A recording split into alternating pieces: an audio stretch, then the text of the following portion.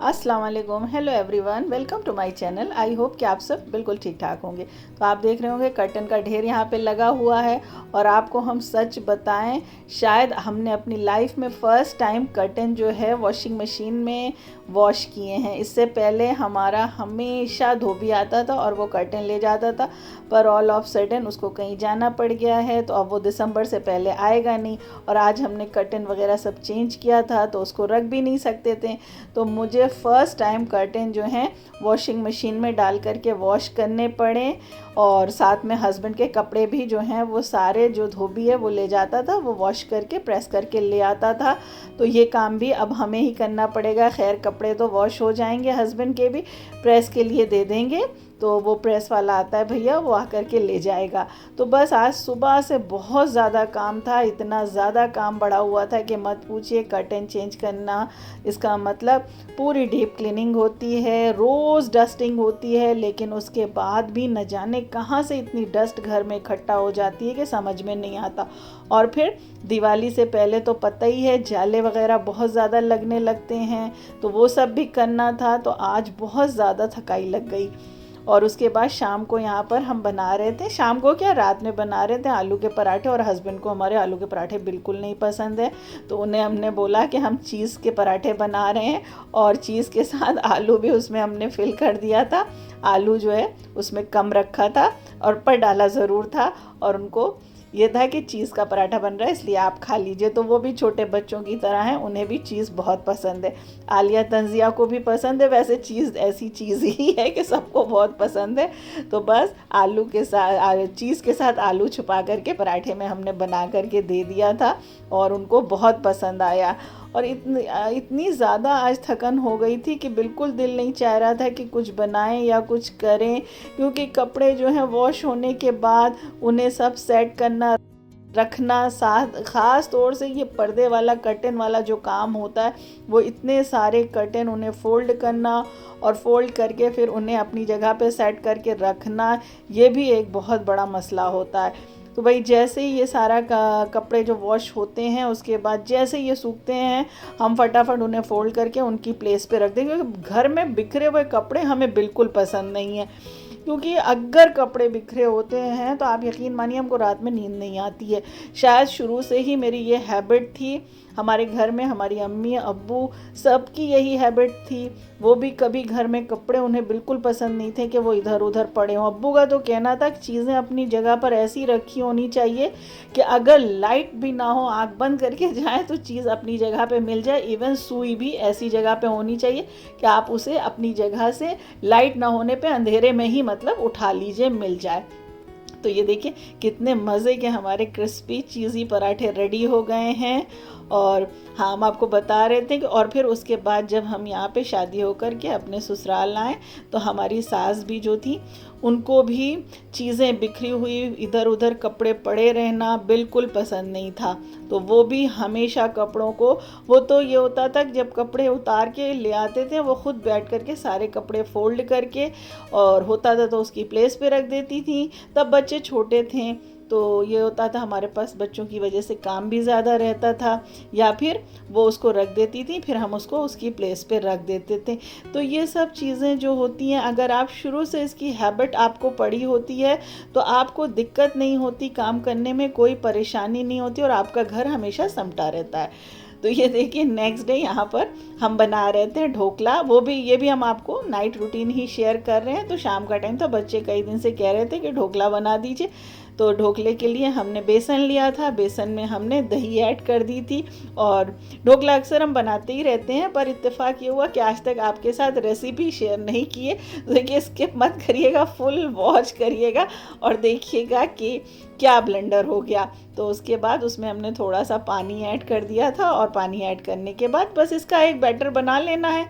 और बैटर अच्छे से रेडी हो गया था। उसके बाद 10 मिनट इसे रेस्ट पे रख देना था।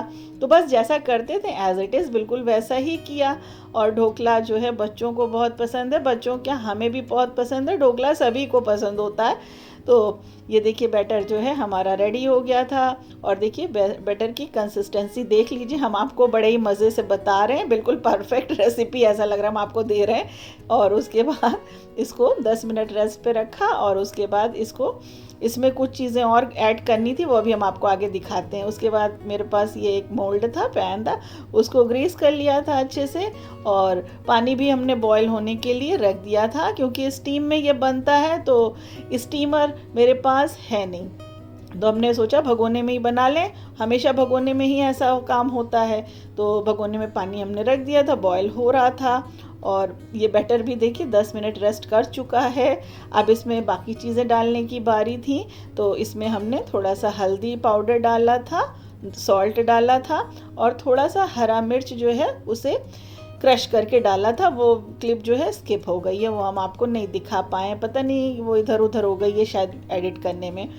तो उसके बाद ये सारी चीज़ें अच्छे से मिला करके बस इसको जैसे ही मोल्ड में पलटने का टाइम आएगा, मैंने मोल्ड को जब हम रिफ़िल करेंगे उससे पहले इसमें इनो ऐड कर देंगे, फ्रूट सॉल्ट इनो। ये सबसे इजी और सबसे सिंपल तरीका है ढोकला बनाने का।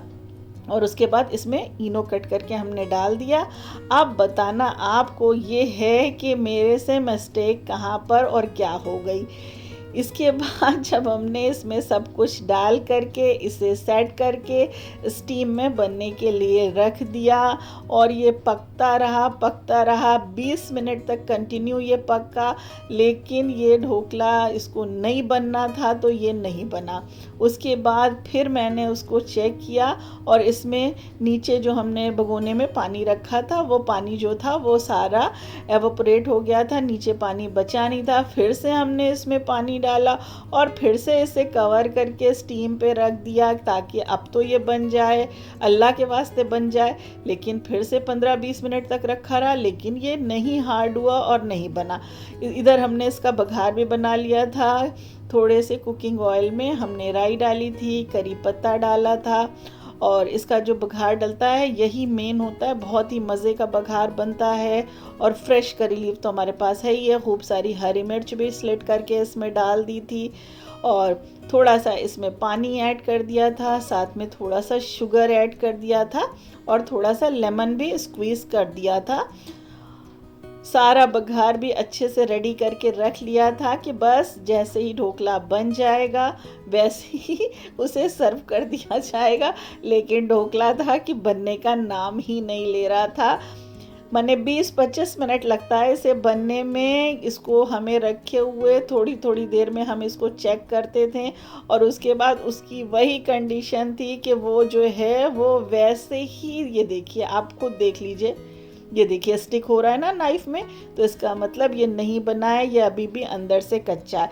आखिर 1 घंटे के बाद जब हम थक गए तो हम बच्चों ने कहा बस मम्मा इसको अब आप निकाल लीजिए, और मैंने इस पर ऐसे ही जो बघार बना के रखी थी उसको पोर कर दिया, और फिर बच्चों से बोला इसको ले जा करके थोड़ी देर फ्रिज में रख दो, ताकि हो सकता है कुछ ये हार्ड हो जाए, खाने लायक हो जाए। तो बस फ्रिज में थोड़ी देर के लिए इसको रख दिया था, तो ठीक हो गया था।